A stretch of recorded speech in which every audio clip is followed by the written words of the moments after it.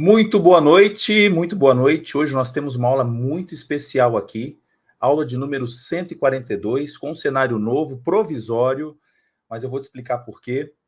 O assunto hoje é dengue. Quais os medicamentos que você pode ou não pode tomar?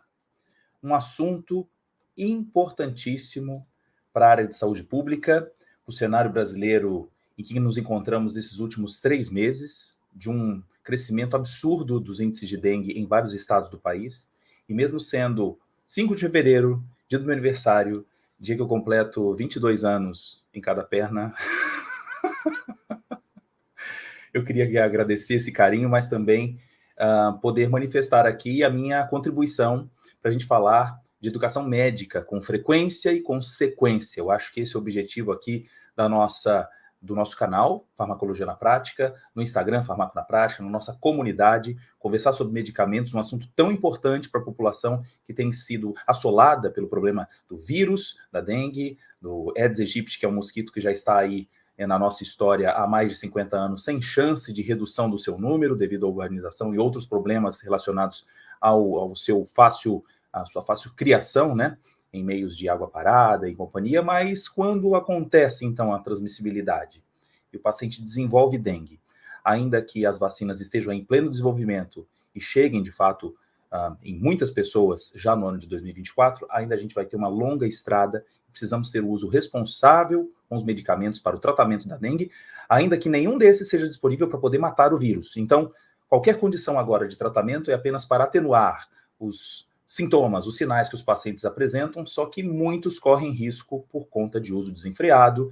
Então, hoje, não é uma aula de defesa ao paracetamol, não é uma aula de defesa sobre a dipirona e atacar o ibuprofeno, atacar o AS, você precisa entender os fatos. Então, peço para você já convidar colegas, convidar médicos, convidar enfermeiros, convidar pacientes, aqueles que têm dúvida, porque quando chegam à farmácia precisam de explicação. Você também, paciente, tem o direito de chegar até o profissional de saúde seu mais próximo e tirar essas dúvidas.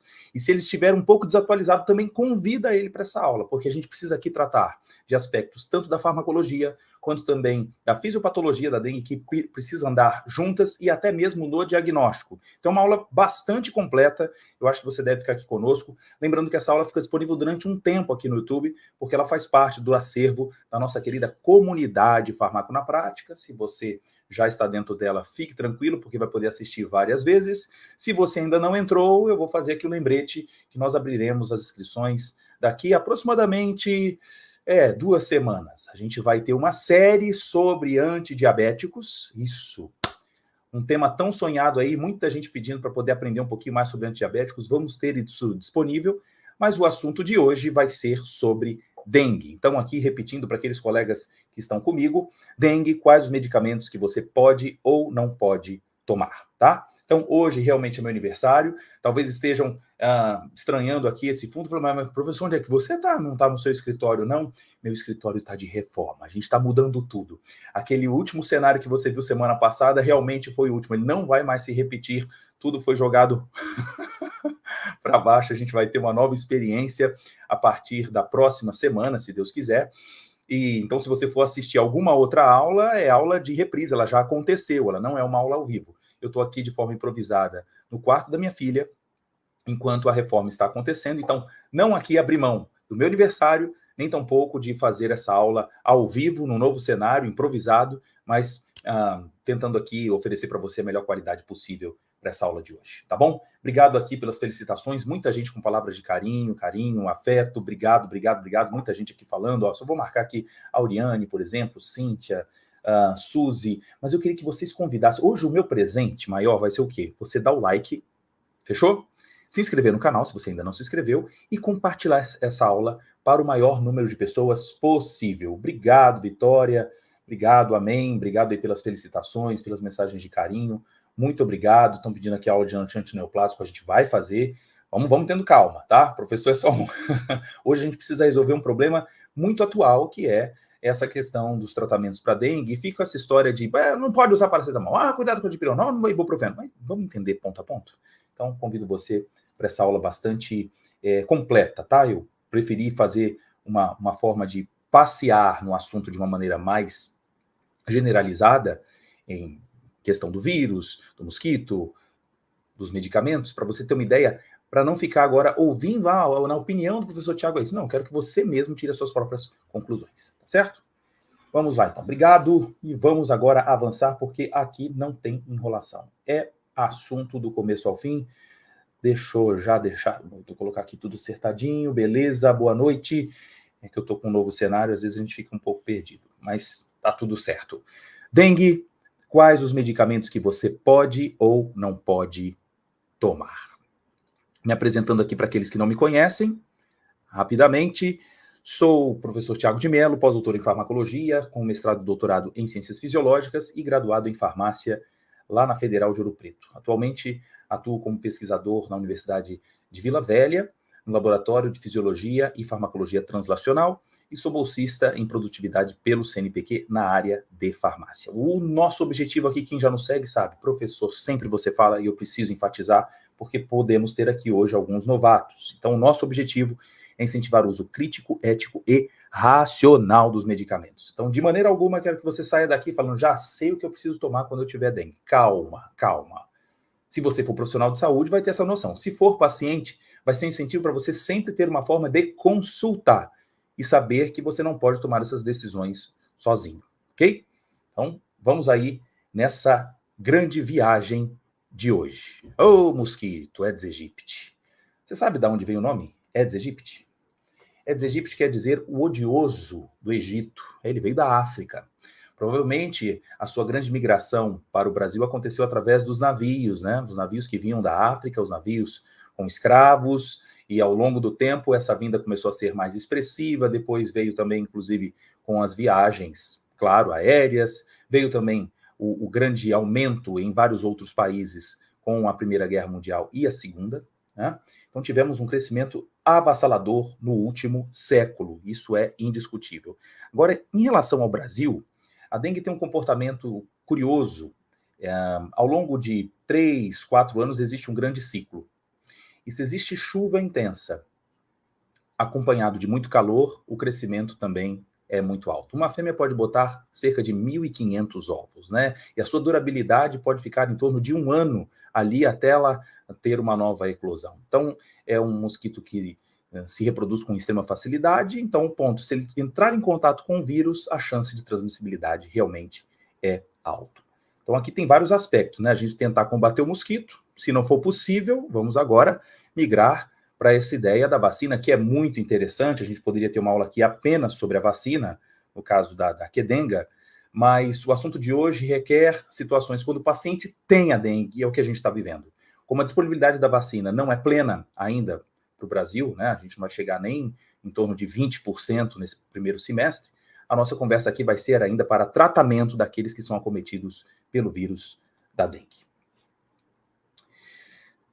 Essa frase você está bastante acostumado. Você vê isso em sites, você vê isso em propagandas da TV, e aparece em menos de 1 segundo para você, né?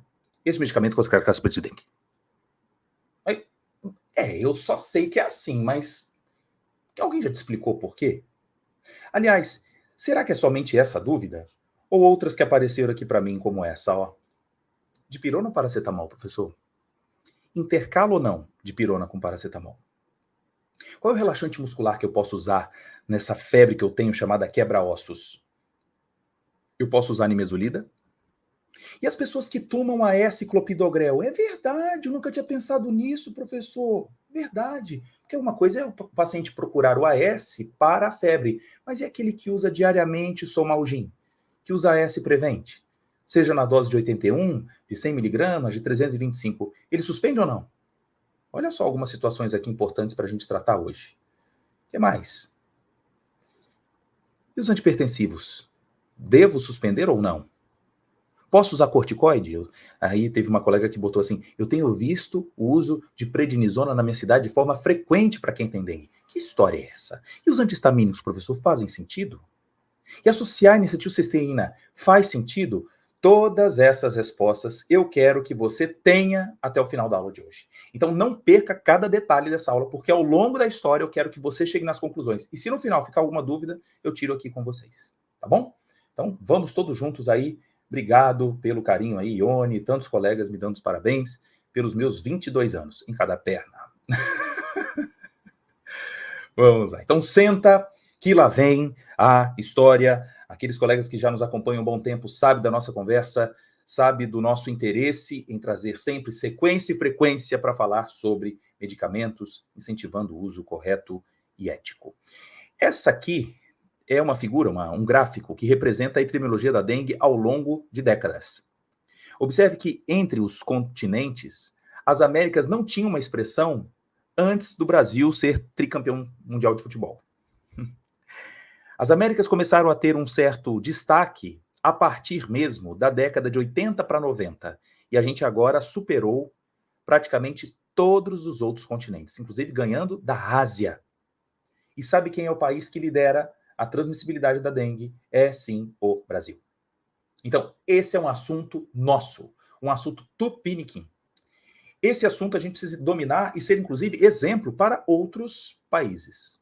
Então, a gente não vai buscar na literatura norte-americana, nem tampouco europeia, sobre uma preocupação da dengue, porque isso é inerente ao nosso povo, ok?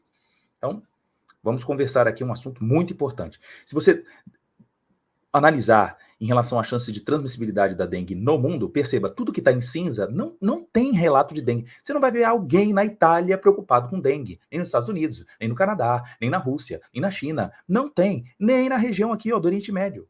Não é assunto. Agora, pega esse bolsão que eu selecionei aqui para vocês. Ó. Meu Deus.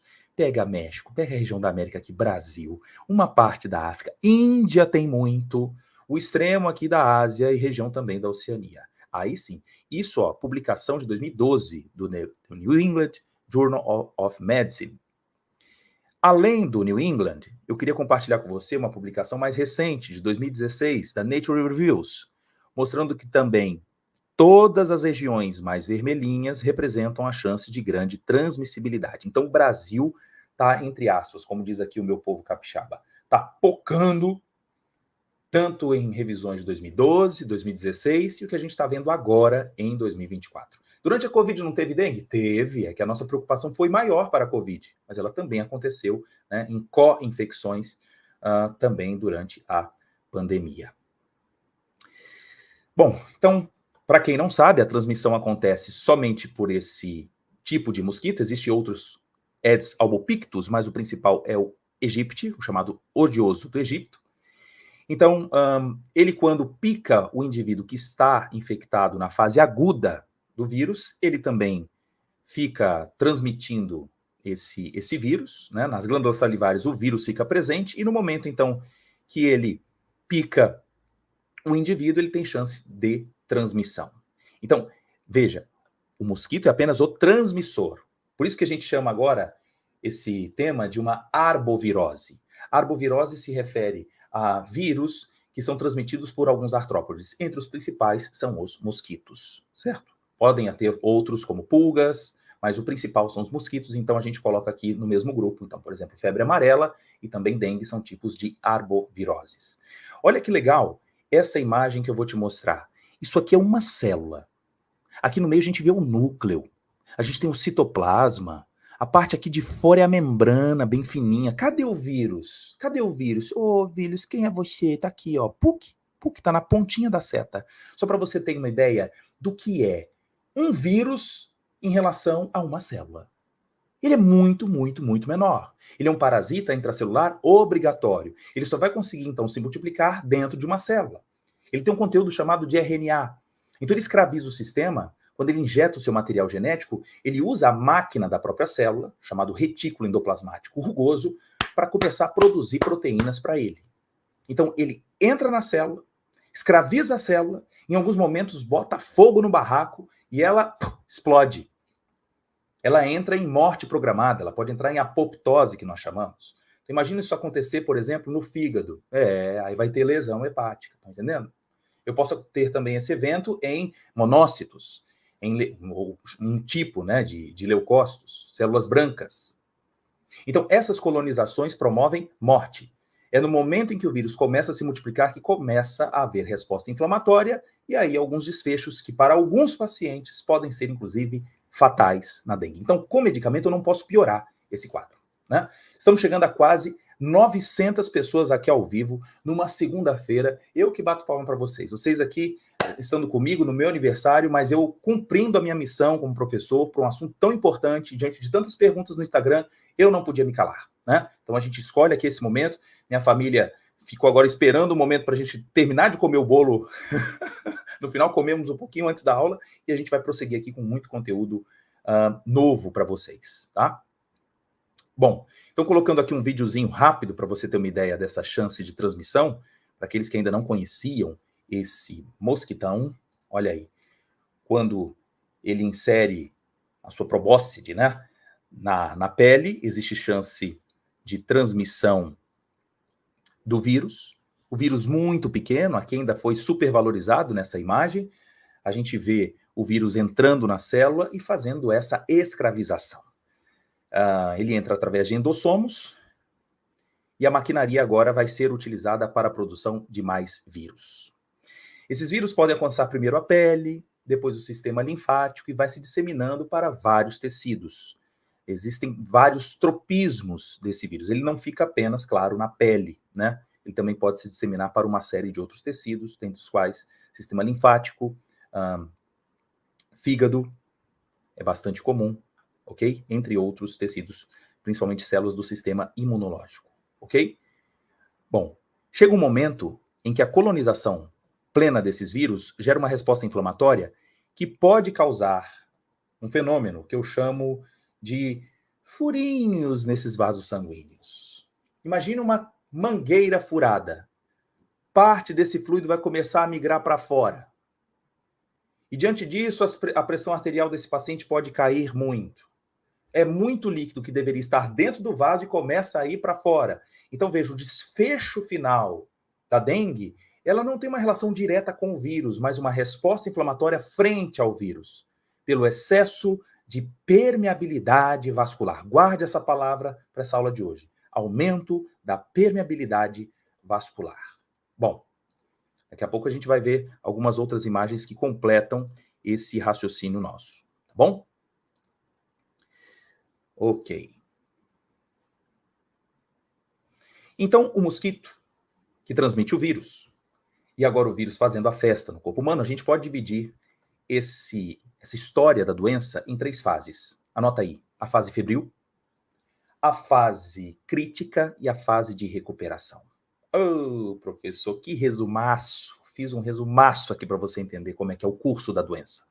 Então pense agora do primeiro dia ao 10º dia da doença. Os primeiros sinais no paciente são febre, é muito comum. O aumento da temperatura, chegando até quase 40 graus, ela atinge nos primeiros dias. E depois, olha que interessante, depois da fase febril, que é a fase crítica, que alguns olham assim e falam, ai, que bom, o paciente melhorou. Cuidado, a dengue tem uma segunda fase, que é uma fase inflamatória e a gente precisa estar de olho. Embora a febre tenha ido embora, existe um processo aqui que pode acontecer por náuseas e vômitos, por diarreia, um quadro de desidratação. Então, ele pode evoluir na fase crítica para choque e risco, inclusive, também de sangramento. Sangramento. Por que sangramento? Porque você sabe que existe um componente fundamental também, que é a participação da agregação plaquetária. As plaquetas, que são elementos figurados do sangue, despencam, como a gente está vendo aqui nesse registro, alteração laboratorial. No início, nós não vamos ver queda de plaquetas, não tem plaquetopenia. Ela só vai acontecer na fase crítica. Então, pacientes que solicitam, ou então profissionais de saúde, ou então o paciente fica, faz um hemograma aí para mim, faz um hemograma. Bom, nessa primeira fase, ele vai ter febre, mas sem alteração de plaquetas. As plaquetas podem cair naquela fase em que a febre já foi embora. E possibilidade, inclusive, de comprometimento de órgãos. Professor, eu tô vendo outra coisa aqui, hematócrito. Isso, hematócrito aumenta. Nossa, então que bom, né? Então ele fica bem saudável. Não, gente, presta atenção aqui. O hematócrito se eleva porque está tendo perda de volume para fora. O excesso de permeabilidade capilar faz com que as células ficam ainda dentro da mangueira, mas o volume vá para fora. Então, um aspecto de concentração, a gente tem mais células dentro e eu perco o meu solvente para fora. E, portanto, esse sinal aqui já representa para a gente uma maior possibilidade de um choque hipovolêmico. Na fase, então, de vírus, se a gente quiser observar onde tem maior multiplicação, o vírus está se multiplicando muito na fase febril, mas depois ele vai embora. Puxa, professor, isso aqui é fundamental para mim. Claro, profissional de saúde. Você que está atendendo em farmácias, você que é enfermeiro, você que é médico, tem que ter noção disso. Peraí, não, tem que fazer um teste rápido aqui de dengue. Qual é a fase? Você tem que perguntar para o paciente qual foi o primeiro dia dele de febre que ele notou. Se ele falar que já tem mais de uma semana, não faz sentido eu ir à busca dos vírus, porque eles já foram depurados. Agora eu vou à busca dos anticorpos que foram produzidos contra o vírus. E qual é o anticorpo principal? O anticorpo principal é IgM, que é um anticorpo de fase aguda, seguido depois do IgG, que é de fase crônica. Então, se ele nunca teve dengue, o primeiro anticorpo a ser detectado é do tipo IgM. Já ultrapassamos 1000 pessoas aqui ao vivo numa aula de segunda-feira, mas como o tema é muito quente em relação à dengue e farmacoterapia, eu quero bater palma aqui para quem está comigo. Deixa o seu like, também compartilha, dá tempo de vocês convidarem mais pessoas para essa aula. Vamos bater um recorde hoje como presente aqui para o professor, que está fazendo 22 anos? Em cada perna. Então, observem aqui essa figura comigo. Olha, a gente vê o washout do vírus, o vírus vai indo embora, chegando mais ou menos no 5º dia, mas o que começa a aumentar são os anticorpos. Então, se você quiser ir à busca do vírus em ensaios laboratoriais, o chamado antígeno NS1, que existe inclusive testes rápidos, ele faz sentido nos primeiros dias. Aliás, eu posso encontrar NS1 positivo, mas plaquetas em baixa. Ainda? Em baixa não. Ela ainda pode estar normal. Então, para de querer coincidir. Tem que ter plaqueta baixa, mesmo que NS1 esteja alto. Não, não, não. Ele pode estar alto primeiro, antes de haver plaquetopenia ou trombocitopenia. Ok? Caminhando junto aqui com vocês. Então, quando a gente vê os testes rápidos, aí só atualizando para uma galera que às vezes está se formando, é estudante, né? Perceba que quem é o nosso primeiro dedo duro no diagnóstico é o antígeno, para depois a gente buscar o anticorpo de fase aguda, IgM, e depois IgG. Ok? Quando que o IgG vai dar muito alto? Se o paciente entrou em contato novamente por outra variante desse vírus. Nós sabemos hoje que temos no Brasil 4 tipos diferentes, né? Que variam de 1 a 4. E essa é a grande vantagem da vacina que é dengue, porque o paciente pode ser exposto a ela, ainda que não tenha adquirido a dengue, e ele vai ter uma resposta imunológica contra os 4 tipos diferentes conhecidos do vírus da dengue, ok? Mas, enquanto não tem vacina para todo mundo, a gente vai se virar com o que pode. Então, observa aqui essa figura comigo, pelo amor de Deus. Eu vejo o primeiro vírus aumentar. O antígeno no nosso dedo duro é o que pode ser detectado. E veja que ainda não tem anticorpo produzido. Depois, sim, aparece IgM, Hadouken! O IgM subindo primeiro, para depois ter o IgG, que é uma imunoglobulina de fase crônica, produzida por linfócitos B, pelos plasmócitos. Quando o IgG dá a sua cara muito precocemente, é porque o indivíduo já teve.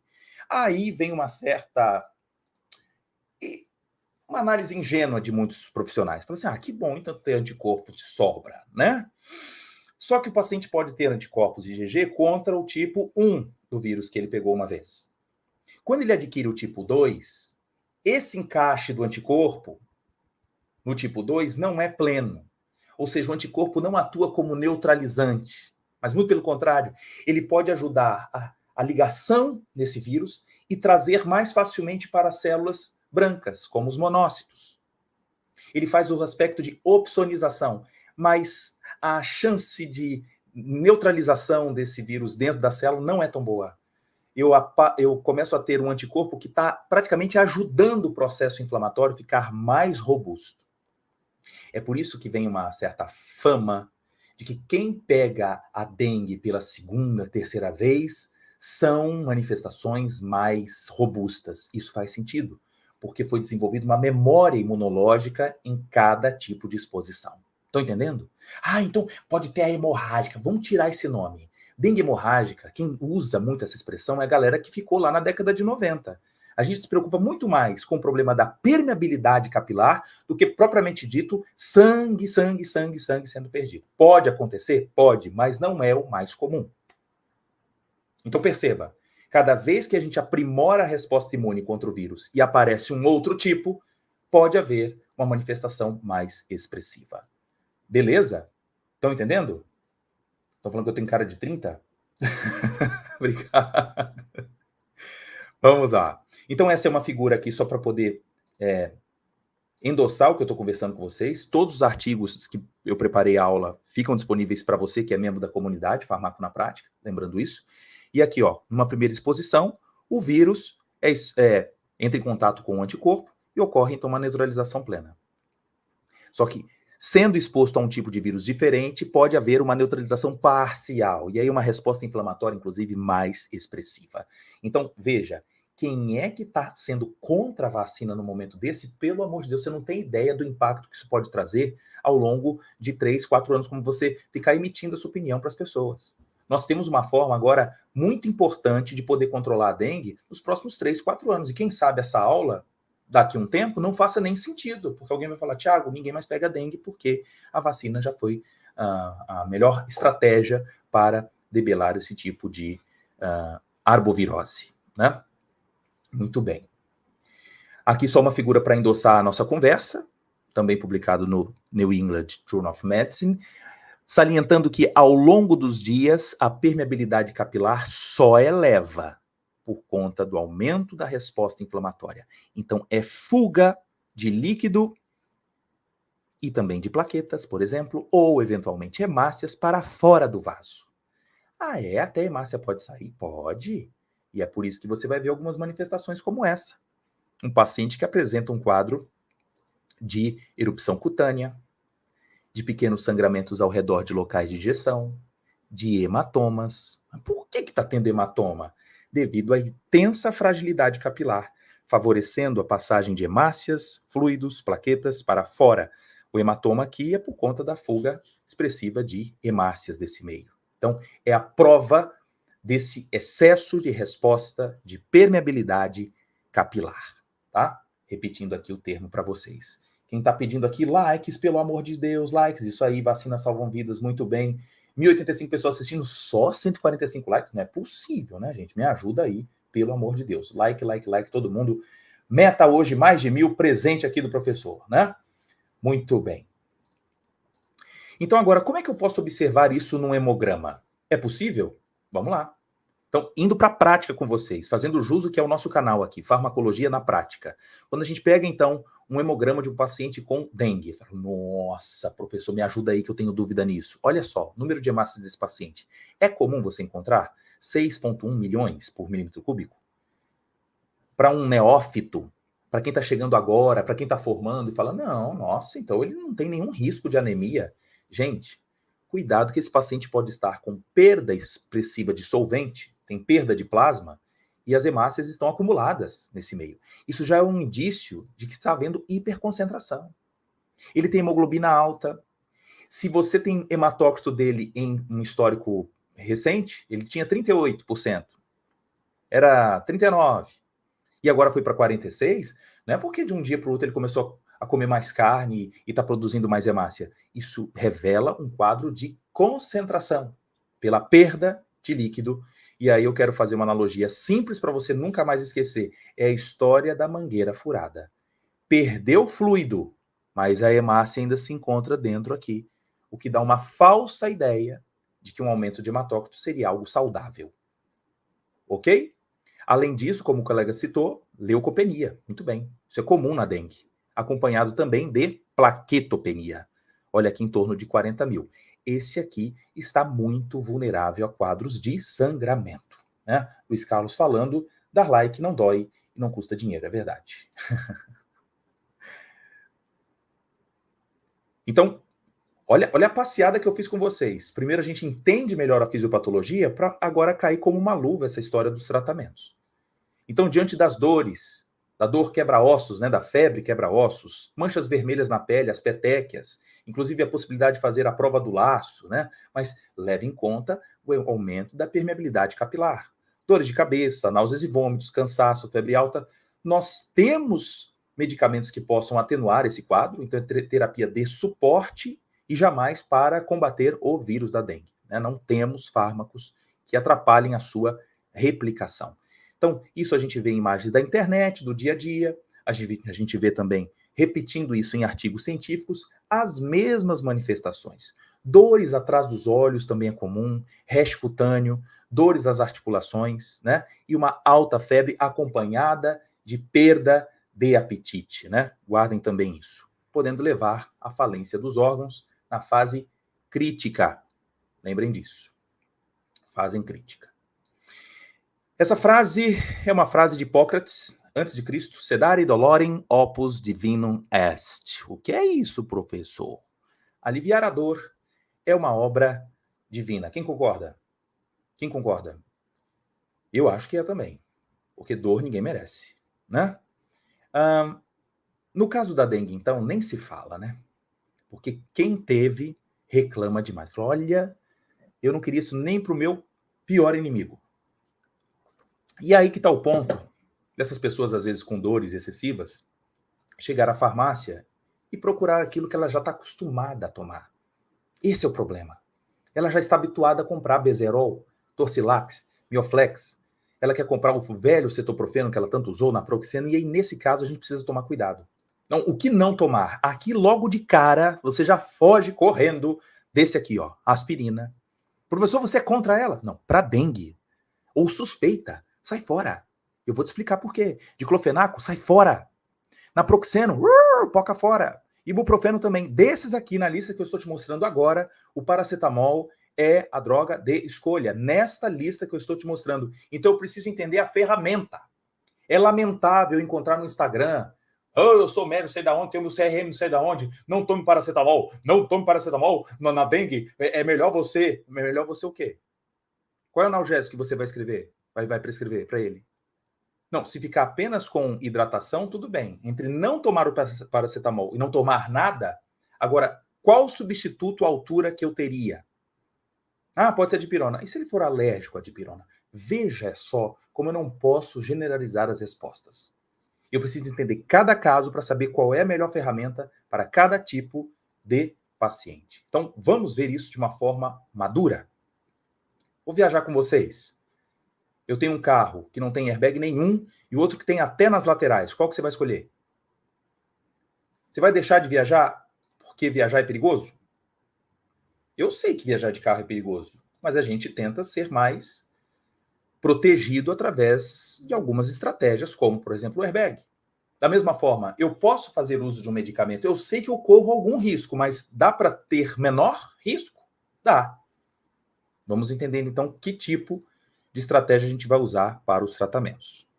Então, lembre que efeito adverso se refere a qualquer resposta prejudicial ou indesejável, não intencional a um medicamento, a qual se manifesta após a administração de doses normalmente utilizadas no homem para profilaxia, diagnóstico ou tratamento de doença, ou para modificação de função fisiológica. Falou em prejudicial ou indesejável, estou falando de efeito adverso. E tem casos que a gente pode já imaginar que esse efeito vai acontecer. Porque eu já aprendi com casos ao meu redor. A frequência é alta. Mas tem casos que a interação ela aconteceu por fatores que a gente não consegue mensurar. É o que a farmacologia chama de idiosincrasia. São fatores vinculados a fatores genéticos, imunológicos e da própria pessoa. Então, se eu não sei totalmente a chance de risco que ele vai ter, é melhor eu optar por aquela que eu tenho uma maior certeza pela sua história de consumo a nível mundial. Em relação à dengue, a gente tem algumas formas de observar isso. Vamos ver então. Os nossos pacientes aqui, nessa minha analogia, a gente está navegando com eles. Veja, um bom navegador não se faz em mar calmo. Quem já viu meu Instagram, eu já coloquei, às vezes, em alguns momentos, essa frase. Não se faz bons marinheiros em mares calmos. Eu posso ter uma rota para chegar até a África. Só que se vier uma tempestade aqui, eu fujo dela. E no manejo da dengue é assim. A gente vai escolher o melhor vento para tratar aquele tipo de paciente e não colocar sempre a mesma rota idêntica para todos os navios. Certo? Mas sempre usando, claro, a nossa bússola da ciência, né? Isso é fundamental. Então, casos que a mídia não te conta. O coleguinha que está te indicando, pode tomar, não tem problema não, calma, peraí, ó. É verdade que existem casos de falência hepática aguda em neonatos, de termo após ingestão de doses repetidas de paracetamol. Tá certo. É verdade também que o laboratório foi condenado a pagar R$ 1 milhão por problemas causados pela ingestão de dipirona. Você pode procurar isso pelo TJD. Está na internet. Laboratório farmacêutico é condenado a pagar R$ 500 mil por danos causados a um estudante medicado com dipirona sódica. Outro dado, Tribunal de Justiça do Estado do Paraná. Isso pode acontecer. Agora, onde é o maior risco? Onde que eu me encontro em maior vulnerabilidade? Vamos caminhar juntos. Então, essa frase aqui, ela apequena a nossa chance de observação. Os problemas não são apenas do ácido acetil salicílico, galera. Vamos estender isso hoje.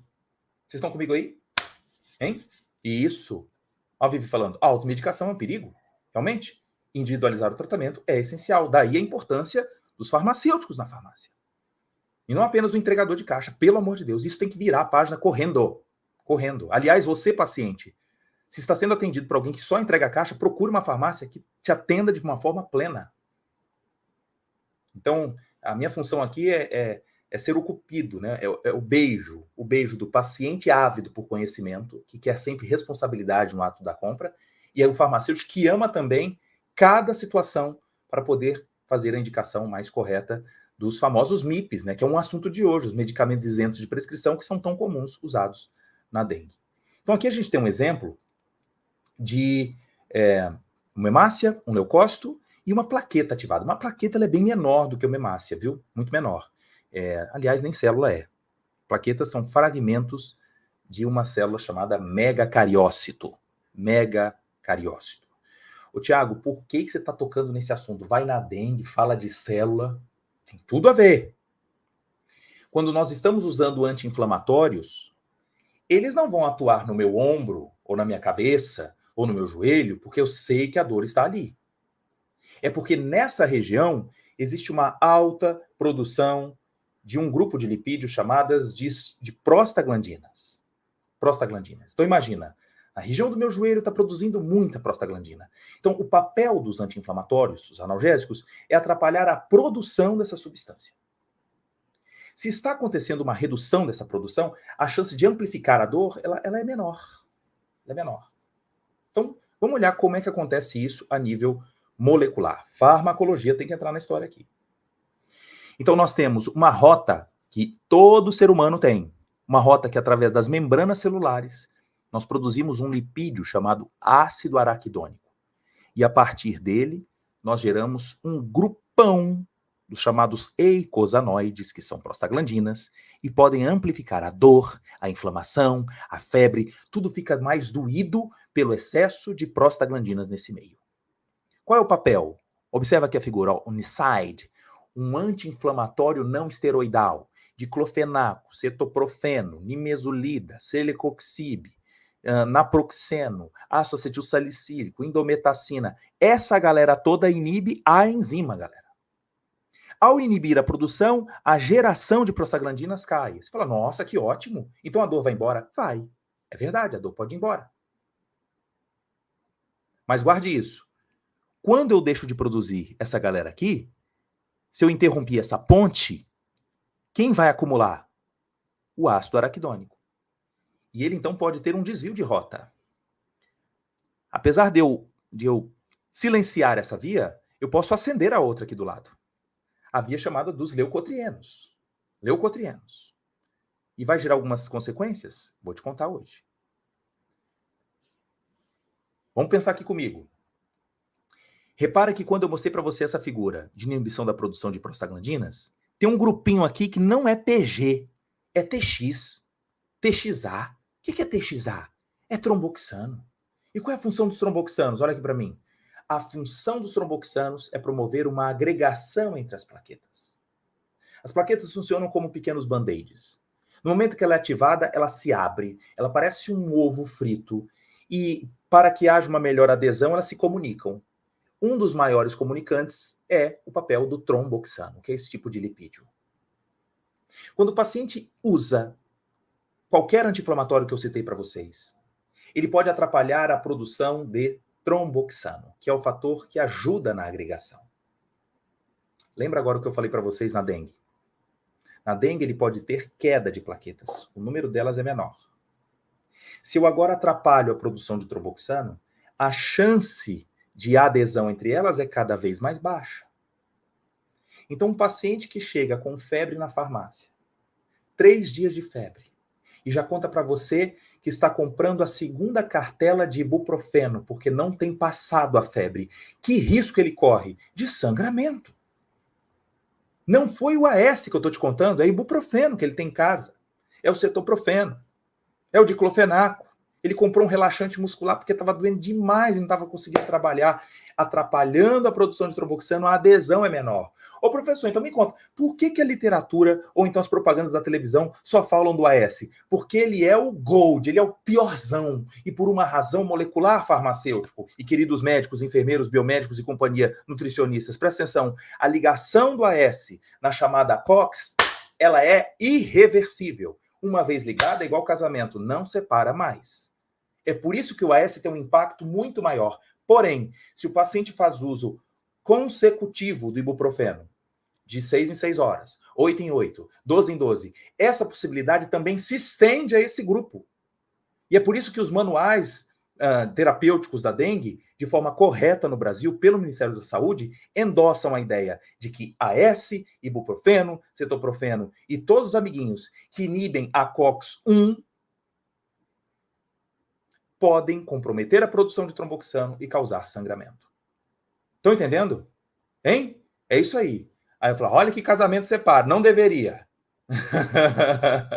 Não deveria. Entendido? Então, seguindo aqui a nossa linha, para ficar claro essa minha analogia com vocês, lembra que o tromboxano tem que ser produzido.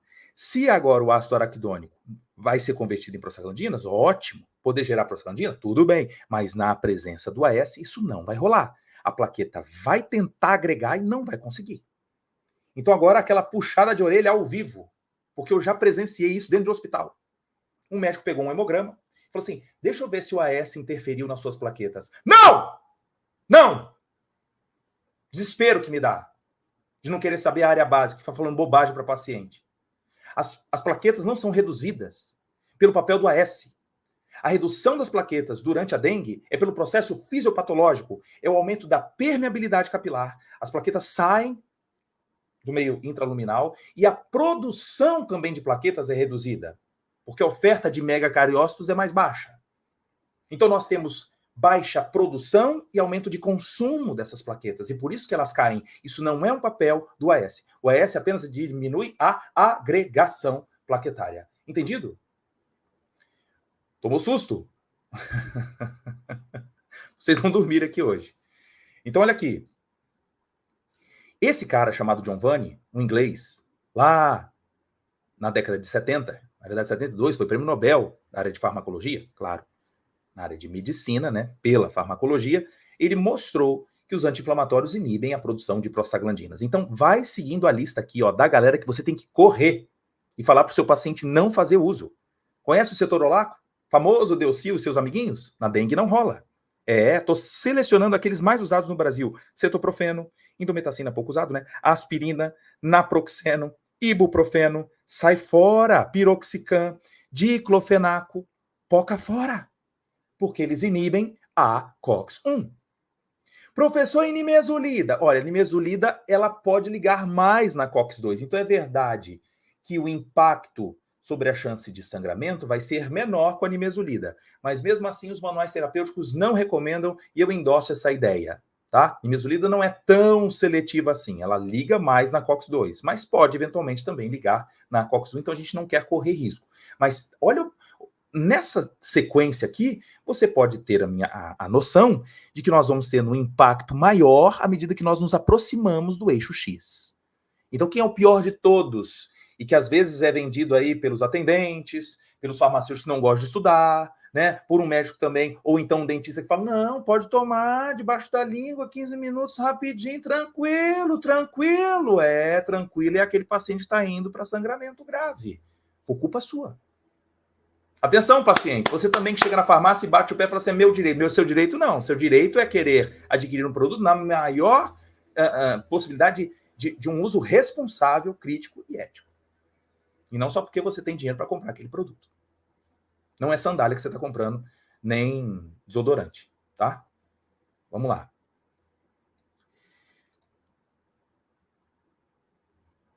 Agora vem a pergunta. E paracetamol de pirona? Pode? Professor, já estou com medo até dos dois. Vou explicar agora. Acompanha comigo. Professor, química eu não gosto muito não. Deixa eu te ajudar. Deixa eu te ajudar uma coisa aqui. Eu estou mostrando para você aqui como é que é a rota da chamada dipirona. A dipirona que tem uma molécula aqui com 2 nitrogênios. Daqui a pouco você vai ver o nome dela. Pirazolona, isso. E nós temos aqui também o paracetamol. Professor, por que você está mostrando esses detalhes para a gente? Porque alguns acham que dipirona e paracetamol têm o mesmo esqueleto molecular. Não tem. Se não tem o mesmo esqueleto, é verdade que eu posso ter pacientes alérgicos à dipirona e não são alérgicos ao paracetamol? É.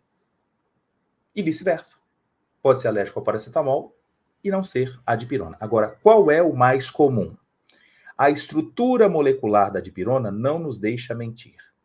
A presença desse grupo aqui, ó, SO3, com essa pirazolona aqui, faz com que a molécula seja mais imunogênica.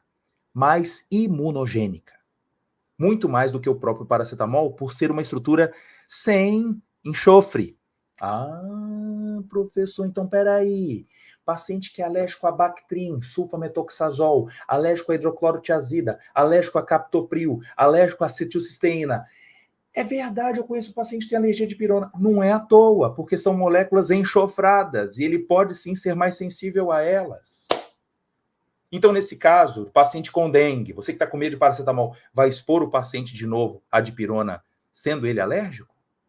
Olha a importância aqui de você conhecer as ferramentas.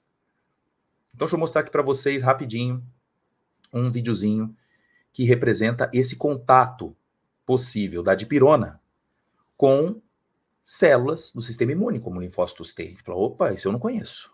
Isso o que é? Vamos estimular a produção de anticorpos? Anticorpos do tipo IgE. IgE que vão se agarrar lá nos mastócitos, nos eosinófilos. E uma vez o paciente sendo exposto a mais uma dose de dipirona ou uma dipirona intravenosa, existe chance desse conteúdo ser degranulado. Vai ser liberado. Esse produto sendo liberado, meus amigos, pode gerar uma intensa resposta de vasodilatação. Isso, uma resposta que contribui até mesmo para um choque anafilático, dependendo da expressão. É o papel da própria histamina. Então, é fato que é a histamina que contribui para essa resposta vasodilatadora. Mas, quem foi o gatilho? Pode ter sido a exposição à dipirona. E aí, são figuras que a gente vê com muita frequência no Brasil. Agora, o detalhe que eu te contei desde o início da aula, na dengue, já pode haver essa intensa manifestação de petequias, de rash cutâneo. Você vai piorar agora com o histórico de um paciente que já tem dúvidas se ele tem um uso seguro da dengue, porque a mãe dele tem alergia, o pai tem, o irmão teve. Não seria a primeira escolha para ele. E aí você vai evitar de usar paracetamol porque está com medo de lesão hepática? Olha aqui alguns casos que podem acontecer. É fato que nós temos um luxo de termos dipirona no Brasil, tá? Onde muitos países não têm nem essa chance. Mas diante dessa arbovirose, vamos pensar que a dipirona é uma das opções, e não a opção, tá? Pelos riscos de imunogenicidade. Professor, olha aqui. Tem gente que tem alergia meio diferente, assim. Tem gente que chega na farmácia e fala que não pode tomar nenhum anti-inflamatório. Nenhum. Eu fico assim, meu Deus, o que eu vou oferecer para ele? Ele diz que só pode tomar, inclusive, paracetamol. Vou te explicar agora aqui, ó, nessa figura. É porque quando eu inibo a produção de prostaglandinas, alguns pacientes exageram na dose, ó, que ó, escorre para o outro lado da via da lipoxigenase. E a produção, então, de leucotrienos é absurda. Esses leucotrienos podem estar vinculados com urticária, angioedema, prurido, rinorreia e também broncoespasmo. Alguns que conseguem, inclusive, evoluir para uma dificuldade respiratória intensa pela produção excessiva de leucotrienos. Olha que coisa curiosa, gente. Nesse caso, o processo alérgico não foi imunologicamente mediado pela ação da histamina. Ou seja, ele não é alérgico pontualmente à indometacina. Ele pode usar diclofenaco. Ele não pode usar nenhum AINE, porque é por causa da via de produção excessiva de leucotrienos. Então, o mecanismo que a gente tem que evitar é inibir a COX. E é por isso que eles falam, o médico só passa para mim corticoide. Claro, entendo aqui porque... Olha que delícia aprender farmacologia assim. Ao inibir a fosfolipase com os corticoides, eu não tenho chance de produção do ácido araquidônico. Então, eu não gero nem prostaglandinas, nem leucotrienos. E, portanto, nesse caso, os corticoides são seguros para esse grupo de pacientes. Veja como a farmacologia ela transforma a sua forma de ver as coisas e passa a entender que, em algumas situações, os corticoides são fundamentais, são seguros. Em alguns momentos, eu devo evitar ao extremo. De saber que paracetamol e dipirona não é um AINE, porque ele não inibe nem a COX-1 nem 2. Então, nesse caso, ele pode não usar nenhum anti-inflamatório, porém, fazer uso do paracetamol com segurança. Ok? Vamos viajando aí. Estão comigo, né? Então, a literatura está recheada de informações como essa. Eu só estou traduzindo isso aqui agora de um artigo, tá? Que eu contei para vocês. Pacientes que têm reações imunológicas pela inibição da COX. Então, eu vou fugir de todos os anti-inflamatórios. Agora, alguns podem desenvolver quadros de urticária por uma resposta anafilática mediada por reações do tipo 1, mediadas por IgE, ou mediadas por células citotóxicas, que é o menos comum. Menos comum. Qual dos dois provoca mais alergia? O que a literatura mostra? Eu trouxe aqui uma moça lá do Mato Grosso do Sul, que inclusive tatuou alerta no braço. Ela trouxe isso no braço. Me conta se você é da área da farmacologia, é um amante. O que ela botou no braço? Sou alérgica de pirona, ok? O que é isso aqui? Ela foi colocar... O ideal seria no Brasil AINE, né? Colocou com H aqui, que é um anti-inflamatório não hormonal. É não esteroidal.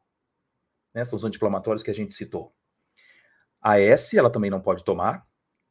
Quem que é pirazolona? Pirazolona é a molécula presente na dipirona. Agora, se eu não conto essa história, quem é que vai traduzir isso? Porque eu não tenho na farmácia a molécula pirazolona. Ela está embutida na própria dipirona. E quem é melubrina? Melubrina é a marca da dipirona em muitos países, como Bolívia, Paraguai. É porque ela mora no Mato Grosso do Sul, provavelmente, ali pela divisa, pode ter acesso a produtos desse tipo. Mas não faz sentido se ela morar no Nordeste ou na região Sudeste ou Sul, né? Muito bem. Então veja que nesse quadro, qual seria o fármaco mais interessante para ela? Paracetamol, que não tem nenhuma similaridade com aquilo que ela escreveu. Tá bom? A literatura mostra que a chance de alergia é maior, deixa eu mostrar aqui logo na outra tabela, em porcentagem, a gente vê que o metamizol, que é a dipirona, 51%. A chance de hipersensibilidade é muito superior do que o próprio paracetamol. A literatura, de uma forma massacrante, mostra isso. Qual dos dois tem maior chance de desenvolvimento de uma resposta de hipersensibilidade? Guarde isso, dipirona. E sempre foi. Não temos outro tipo de dado na literatura. Como é que ela atua? Aí vamos lá. Entenda. A dipirona, por uma razão de estratégia de mercado, nos Estados Unidos, por um tempo, a justificativa é que ela não era usada por conta do risco de granulocitose. Tudo bem. Mas outros fármacos disponíveis também podem trazer, em doses terapêuticas, complicações, como o ibuprofeno, o paracetamol em doses mais altas, a chance de lesão hepática. Então, em alguns países realmente não existe a dipirona, mas o nosso contexto, temos ela como alternativa em doses de 500 miligramas, 1 grama, 2 gramas. Depois disso, a gente não vê uma melhor resposta analgésica. Mas é fato que, por muitos países ricos não terem a dipirona como analgésico principal, a ênfase de estudo para ela não foi tão intensa. Coube a um brasileiro na década de 70, chamado Sérgio Ferreira, tentar identificar possíveis mecanismos que a dipirona apresentaria. E ele a literatura mais recente tem endossado, deixa eu mostrar isso aqui para vocês, um mecanismo interessante da dipirona. Olha aqui. Nós temos uma via nociceptiva, uma via chamada de dor, né? Fatores que podem intensificar os chamados potenciais de ação, e começa a mandar lá para a região da medula. Tá doendo. Então, toda vez que se ativa alguns tipos de receptores, como mecanorreceptores, gera mais dor. Um desses receptores é chamado de TRPA. TRPA, guarda esse nome, hein? TRPA ativado aumenta a chance de dor, tá?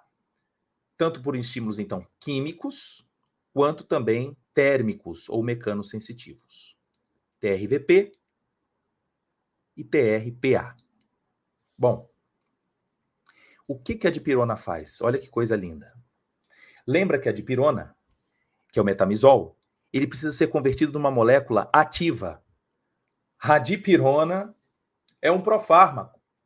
Ela precisa ser convertida numa molécula ativa chamada de 4-MAA.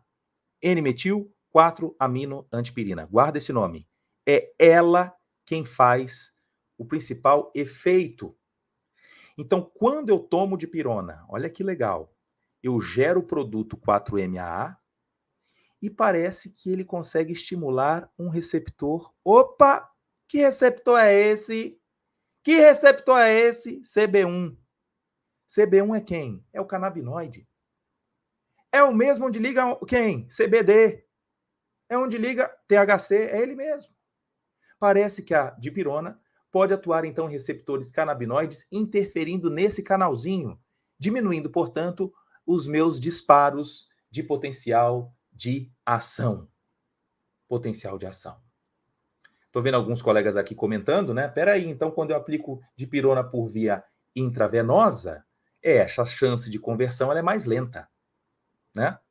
Embora seja uma conversão aqui, gente, não enzimática, mas vai ter mais metamizol sim, e a possibilidade de reações alérgicas pode ser mais intensa por via intravenosa. Isso é verdade. Ok? Então, revisando aqui, dipirona, quem és tu? Dipirona pode inibir uma chamada COX-3, ou seja, ela não inibe nem COX-2 nenhum. Portanto, dipirona não interfere na agregação plaquetária, mas ela pode atuar como analgésico, ativando o sistema canabinoide, e ainda de uma forma menos palpável, mas se imagina que isso também aconteça, de que ela possa atuar também em receptores vinculados à via dos opioides. Ainda precisamos avançar um pouquinho mais em investigações para bater o martelo disso, mas o que é sabido, inibe COX-3 e também ativa sistema endocannabinoide, tá? O lado agora ruim dessa história é que a dipirona também pode gerar compostos eletrofílicos que podem ser tóxicos para a medula óssea. Então, a chance de agranulocitose, eu não estou aqui tirando da história. Ela pode acontecer. A dipirona pode gerar também mielotoxicidade. Então, se você quiser revisar no seu caderno agora, falar que legal. Dipirona, vantagem, não inibe COX-1. Então, ela não inibe a agregação plaquetária. Ok, então isso é legal para dengue. Ela atua em via canabinoide, opioide e inibe COX-3. Vias diferentes do habitual. Então, pode contribuir bastante para essa resposta analgésica. Porém, pode trazer uma repercussão lá na minha medula óssea. Então, como é que eu faço? Eu vou acompanhando através, por exemplo, de hemograma, para saber se vai trazer algum impacto. Felizmente, esse impacto medular, ele é baixo. Ele é baixo, mas pode acontecer. Ok? E quanto ao paracetamol? Ô, paracetamol. Deixa eu trazer aqui para você o resultado de exame de um paciente com dengue. O normal é você encontrar as transaminases, como a ALT e AST, abaixo aí de 50. E o paciente está com 195 de AST, 126 de ALT. Ele tem um quadro aqui de transaminite. Transaminite. Olha aqui. Essa transaminite pode ser um motivo para a gente falar, Deus me livre paracetamol. Cuidado, porque a lesão pelo paracetamol pode ser muito maior. Calma. Essa transaminite ela pode estar acontecendo simplesmente por conta da infecção pelo vírus da dengue. Mas isso jamais vai ser um motivo para você escolher ibuprofeno. Pelo amor de Deus, não faça isso. Tem paciente agora tendo mudança da prescrição, saindo do paracetamol com medo da lesão hepática e caindo agora num alçapão que é do ibuprofeno para a dengue. E você já tem um motivo na cabeça. Por que não deve ser ele? Porque eu não posso inibir a COX-1. Eu não posso comprometer a agregação plaquetária. Ok? Então, nesse caso, mesmo assim, evite o uso do ibuprofeno nesse contexto. Daqui a pouco eu tiro dúvidas de vocês, tá bom? Então, qual é a trajetória aqui quando o paciente toma paracetamol? Atenção, você que é colega aqui, Fala para mim, você é profissional de saúde, você é estudante, você é paciente, fala, cara, tem umas coisas aqui que eu jamais imaginava. Mas quando você coloca um paracetamol na boca, você vai ver o que acontece com ele para ver a possibilidade de ele causar alguma lesão no fígado. Vem comigo. Olha só como é essa conversa. Ô, paracetamol, tudo bem? Tudo bem. Você, para ser eliminado, pode ser convertido em produtos mais hidrossolúveis. Sim. Conjugado com ácido glicurônico, conjugado com sulfato. Tudo que eu coloquei aqui para vocês em verde são produtos atóxicos. Cerca de 90% do que você toma de paracetamol, na dose de 500, 750 miligramas, 1 grama, vai ser convertido nisso aqui, que não traz lesão hepática. Pelo amor de Deus, paracetamol, a molécula mãe, ela não é tóxica. Ela precisa ser convertida num produto que pode ser tóxico. Então, quem é ele? Quem já acompanha nossas aulas aí conhece. Esse produto se chama N-acetil-para-iminobenzoquinona. Que nome horroroso. N-acetil-para-iminobenzoquinona. É essa molécula extremamente reativa que pode atuar em macromoléculas do fígado, gerando aqui maior produção de radicais livres, é o que a gente não quer. Felizmente, nós temos no nosso corpo um chapolim. E quem é o chapolim? O chapolim, na minha época, quando a gente assistia, ele falava assim, não contava com minha astúcia. E agora, quem poderá nos ajudar? Quem pode ajudar é o resíduo, não é CH, é o resíduo SH. SH da onde? Da glutationa. Glutationa, querida, você é formada por quem? Por glicina, glutamato e cisteína. Olha as coisas se ligando agora. Qual é o papel da cisteína na dengue? Olha aqui. Quando eu forneço cisteína para o sistema, eu tenho mais grupos doadores de elétrons. Esses grupos podem agora se ligar à molécula tóxica e transformá-la em algo atóxico de novo. Então, aqueles que falam de boca cheia de que paracetamol sempre causa lesão, não, não e não. Nós temos uma via que é capaz de converter aquilo que era ruim ainda em algo bom, graças à ação da glutationa, que é formada por 3 aminoácidos, onde um deles, o principal, se chama cisteína. Então, quando que eu tenho chance de lesão hepática? Se os meus níveis de glutationa forem muito baixos e se a dose do paracetamol for realmente muito alta. Então, não é falar contra o paracetamol na dengue, é falar sobre um uso responsável.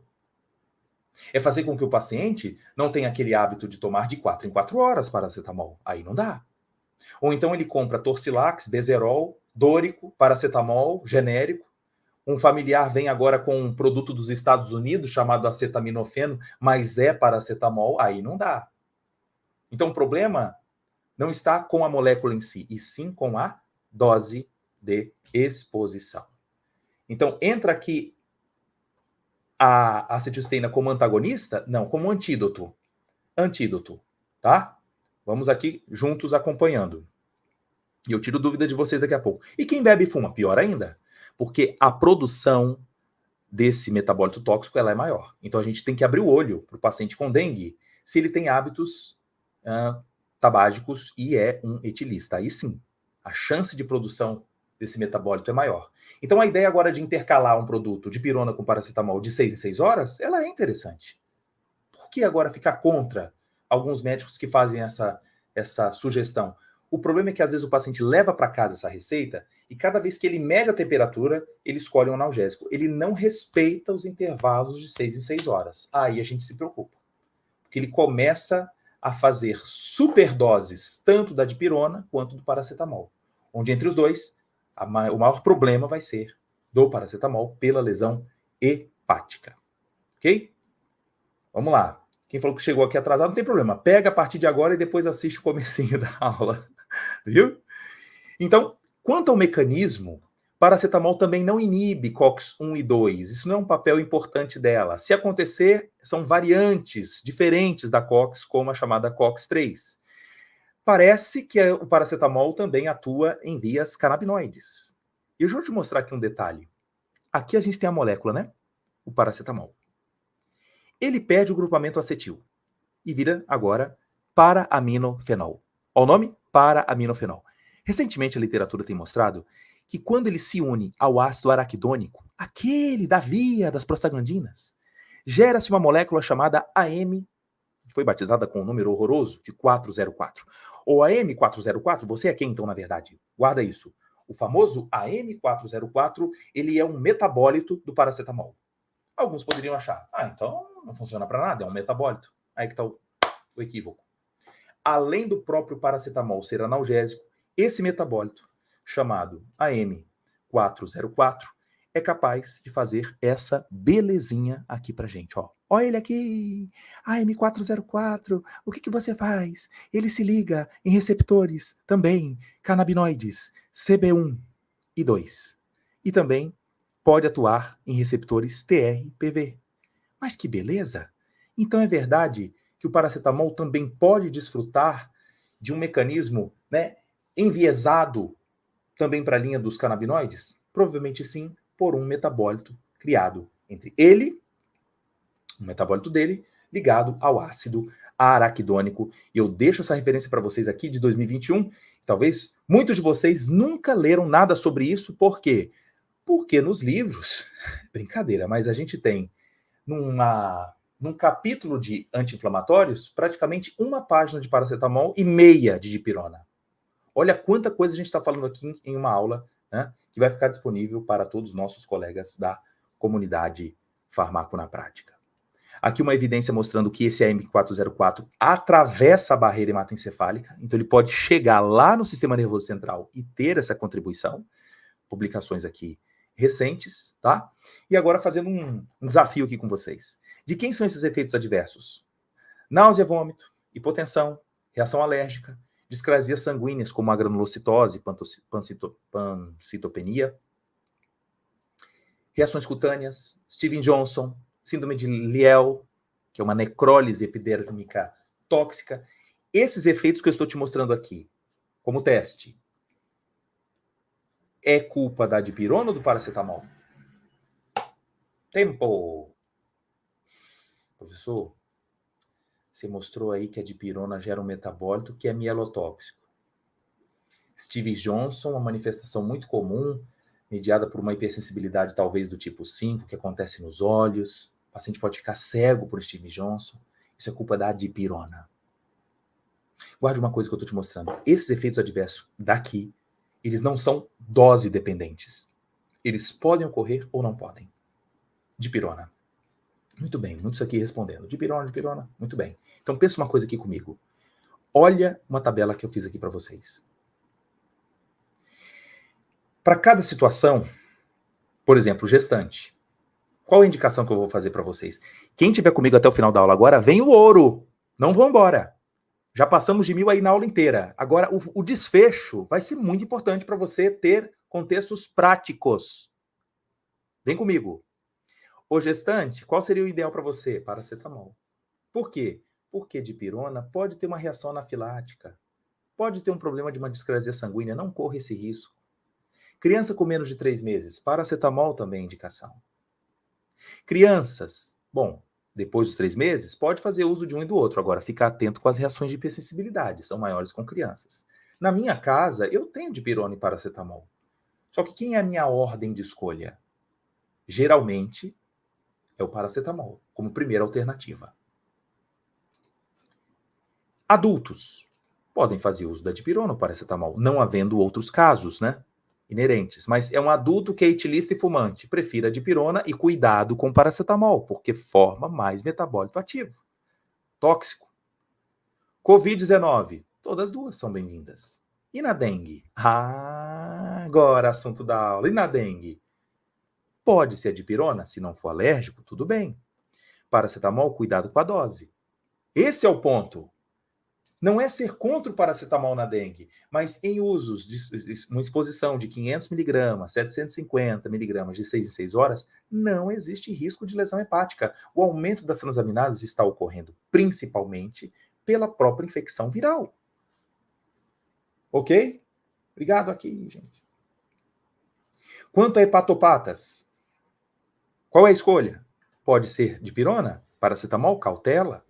Discrasia sanguínea, não vai inventar moda com dipirona. O paciente já usa, por exemplo, clozapina, que é um dos antipsicóticos mais comuns para causar a granulocitose. Vai usar dipirona junto? Não seria a melhor dica. Esse é o papel do farmacêutico educar lá no momento do atendimento. Quando aquele paciente usuário de clozapina vai comprar uma simples dipirona. Como eu mostrei aqui embaixo, clozapina. E, por fim, se ele é alérgico aos AINES, a gente deve evitar a dipirona pela expressiva manifestação de processos alérgicos a várias moléculas, e a gente sabe que a dipirona é mais imunogênica, então preferir o paracetamol. Ajudou? Então eu queria que vocês pensassem juntos aqui comigo. Entre os tipos de hipersensibilidade, existem duas, tipo A e tipo B. Questão agora de prova, de exercício para a vida. Observem as diferenças entre as reações de hipersensibilidade. A do tipo A, ela é baseada no efeito colateral do próprio fármaco, do mecanismo de ação que ele apresenta. Quanto maior a dose, mais ela se manifesta. Ela é previsível. Ela é de dose e dependência. Ela tem alta incidência, alta morbidade e baixa mortalidade. E o manejo basta ajustar a dose. Quem é que tem uma manifestação típica do tipo A? Paracetamol. Paracetamol. E do tipo B? Olha, ela varia de pessoa para pessoa, ela é bizarra, ela não tem a ver com a dose. Você pode ver pacientes que evoluem para choques anafiláticos com dipirona na dose de 500 miligramas. Não foi porque tomou 3. Uma exposição por via intravenosa pode manifestar também uma reação de hipersensibilidade. Então, nesse caso, a gente classifica como tipo B. Dose dependente, A. Não dose dependente, B, que é o típico da dipirona.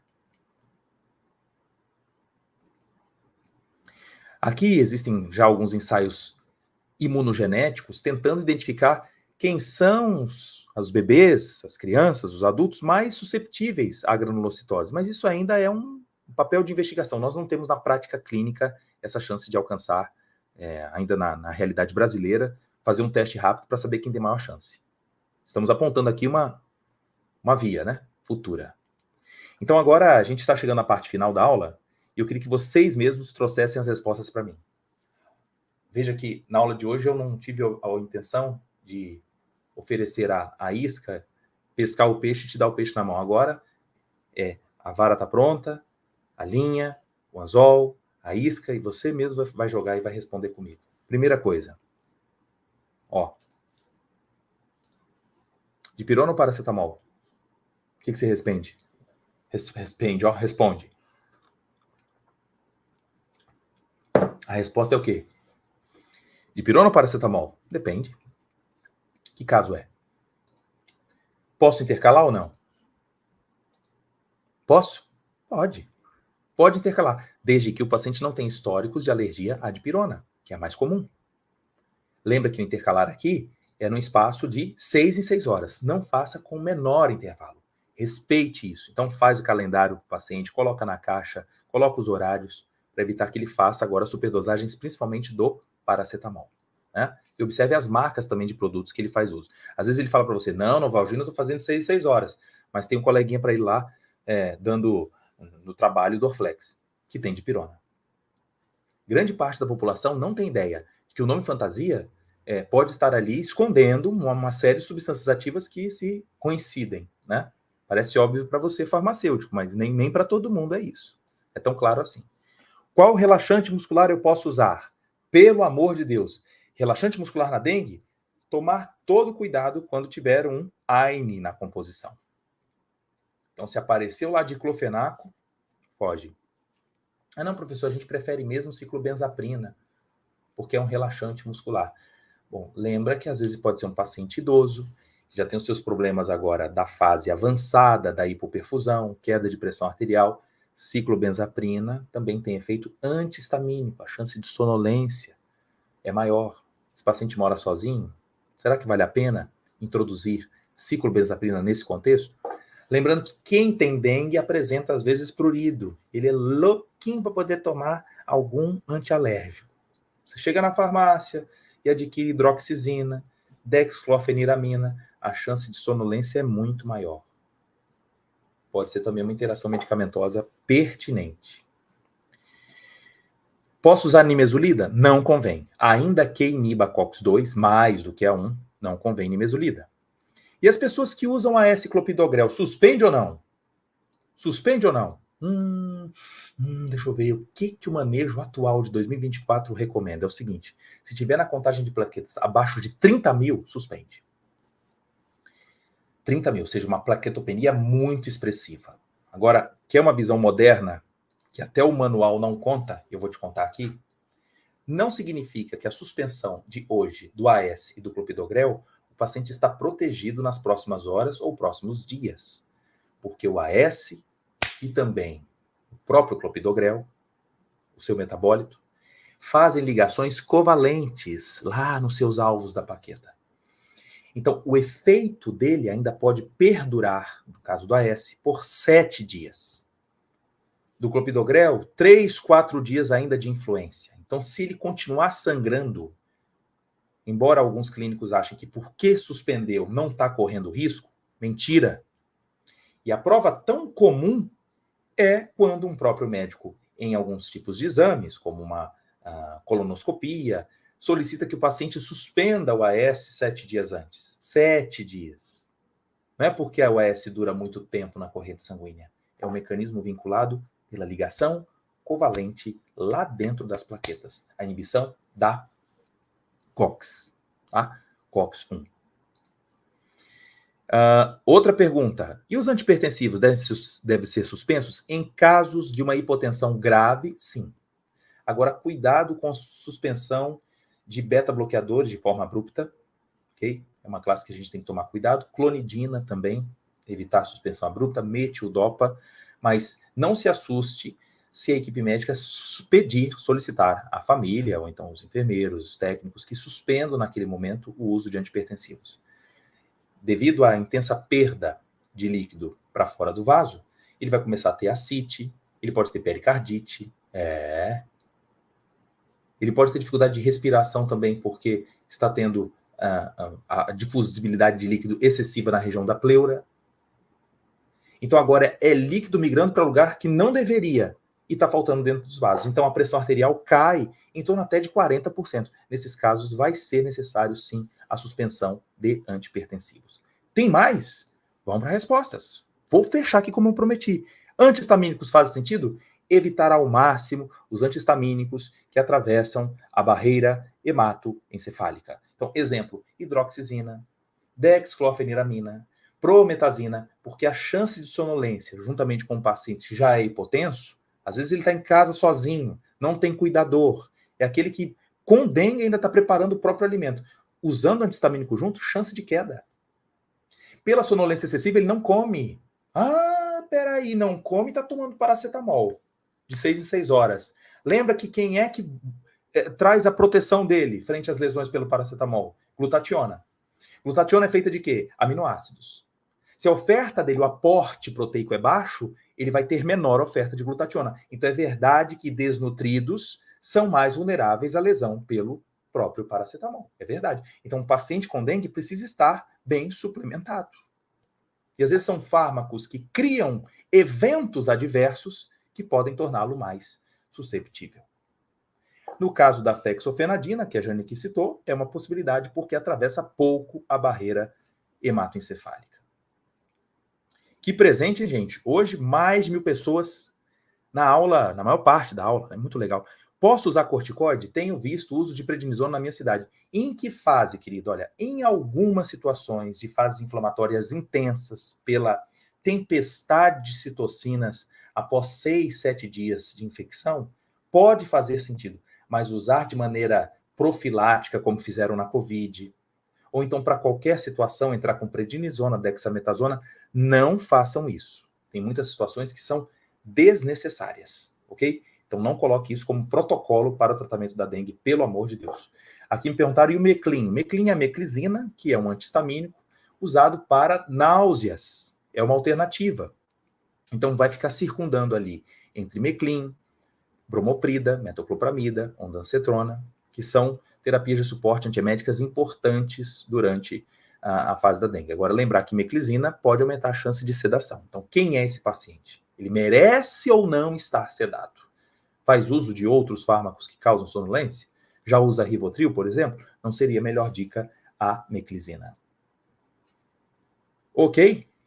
E N-acetilcisteína, professor? Vai tomar ou não? Toma ou não N-acetilcisteína?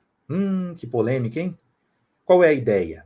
A proposta teórica da acetilcisteína é renovar os estoques de glutationa, e a própria cisteína é fonte de grupos de enxofre, grupos tiol, sulfidrila, para roubar aquela molécula chamada NAPBQI, a N-acetil-para-iminobenzoquinona. É fazer com que esse composto eletrofílico seja rapidamente captado e convertido em algo atóxico, porque se ele ficar sobrando, ele ataca proteínas, lipídios e DNA das células hepáticas. Então é uma proposta interessante. Ainda estamos numa curva de aprendizado para saber, seria a dose oral? Seria via intravenosa? Os relatos de caso, mas com sucesso, representam tratamentos intravenosos. Mas já existe uma linha, uma proposta de tratamentos com acetilcisteína que variam de doses entre 600 e 1.200 miligramas por dia, tá? E eu vou até endossar isso aqui com vocês, mostrando publicações recentes, chamando essa atenção de que a infecção pelo vírus da dengue induz resposta inflamatória e estresse oxidativo no coração, que existe uma relação direta de queda de plaquetas com peroxidação lipídica, ou seja, dengue é uma manifestação mediada também por estresse oxidativo, alta produção das chamadas ROS, Reactive Oxygen Species. Então, a acetilcisteína pode ter, então, uma boa estratégia aqui escondida de melhorar esse curso da infecção com menor chance de lesões em órgãos-alvo. Eu sou adepto da ideia de que deva ser feita a suplementação, aí cabe agora analisar se é por via oral, via intravenosa, mas que mais linhas de pesquisa possam fomentar essa proposta e que a gente não vai buscar essa informação por artigos europeus nem dos Estados Unidos, porque dengue é uma doença brasileira. Então, isso que eu estou chamando a atenção aqui, por que não a gente começar a fazer investigações com acetilcisteína de um produto de altíssima ação antioxidante, barato, e que pode ter aqui uma boa proposta como um adjuvante na terapia durante a fase da dengue. Ok? Entre 600 e 120. Só para você ter uma ideia, a lista de potenciais que a acetilcisteína tem, como eu estou citando para vocês, eu só falei assim um pouquinho, citando a renovação da glutationa, de estabilizar a proteína e DNA, de também ser um scavenger, um roubador dos radicais livres, ter ação anti-inflamatória, né? Então, alguns que ficam achando que ela só tem ação mucolítica, tá por fora, tá precisando estudar mais. Alguns falam, não, mas se eu der acetilcisteína aumenta a lesão hepática. Onde você viu isso, gente? Então, vamos ler juntos, vamos estudar juntos. Essa é a nossa finalidade, tem sido a nossa função, a nossa missão aqui dentro desse canal, do nosso Instagram e, claro, na nossa comunidade Farmaco na Prática, tá? Estou agradecendo aqui já o carinho de vocês, mais de 1.000 likes hoje, mais de 1.000 pessoas aqui assistindo, e me coloco agora à disposição para a gente responder algumas dúvidas eventuais. Eu queria saber se essa aula foi útil aqui para vocês. Na nossa conversa hoje, quando eu falei de paracetamol na dose de 500, 750, é dose para adulto. Para dipirona, 500 miligramas. Para crianças, a dose seria de 10 miligramas por quilo, tanto de dipirona quanto de paracetamol, tá? Gente, obrigado quem está aqui batendo palminha, me dando os parabéns, que a graça e o favor de Deus sejam multiplicados sobre você nesse ano. Muito obrigado pelo carinho. Hoje eu precisei estender um pouquinho, a gente foi até 10h20, porque eu precisava primeiro mostrar a parte da fisiopatologia da dengue. Não faz sentido a gente ter um apreço para ficar olhando apenas para a molécula e falar, já sei, é tóxica, não é? Agora está tudo resolvido. Quando eu abro esse panorama, você mesmo pode chegar às suas conclusões, analisando cada situação. Mas o que já pode sair daqui com um martelo batido? Fala, olha, em situação alguma, pela aula que o professor mostrou e as evidências, de que o ibuprofeno vai ser minha primeira escolha. E a razão você já tem. Eu não quero interferir na síntese de tromboxano, principalmente na fase em que o paciente se encontra em plaquetopenia. Eu sei como é que a gente pode identificar a dengue agora. Se for com 2, 3 dias, é melhor a gente ir à busca do antígeno. do NS1. Mas se ele já contou que tem 5 dias, 7, que ele está com febre e está tendo algumas dores, está melhorando um pouquinho, eu não vou mais à busca do NS1, eu vou à busca de IgM ou de IgG. Né? Então, quando a gente alia esses fatores vinculados ao diagnóstico, juntamente agora com o acompanhamento terapêutico para trazer segurança para o paciente, todo mundo sai ganhando. Inclusive, temos uma grande chance de diminuir a chance de internações de pacientes que nem deveriam estar lá, porque sendo orientado pelas farmácias para ser bem hidratado, fazendo a terapia correta, né, a fim de que ele não precise nem correr risco de uma lesão hepática ou de correr risco de uma resposta alérgica, a gente está, assim, melhorando o nosso sistema como um todo, seja ele público ou privado, né, de saúde. Tira essa ideia de falar, não, eu pago convênio, então eu posso. Você também está pagando por isso. E ainda que seja público, você também paga por isso. Né? Então aqui a nossa função é educar sempre, com frequência e sequência, vamos dizer assim, né? Nessa aula 142, na próxima, se Deus quiser, já com cenário novo. Estamos lutando aqui para isso. Tá bom? Obrigado por tudo. Vamos aqui respondendo algumas perguntas. O Aldeir falou assim, e eu achando que já sabia tudo sobre a dengue. Deu para entender, gente? Ajudou mesmo? Conta aqui para mim se valeu a pena essa... Eu vou falar, que aula, compartilhem com os colegas que ainda não assistiram, talvez alguns no primeiro dia de aula hoje, né? E eu vou agora aproveitar esse finalzinho para desfrutar do meu aniversário.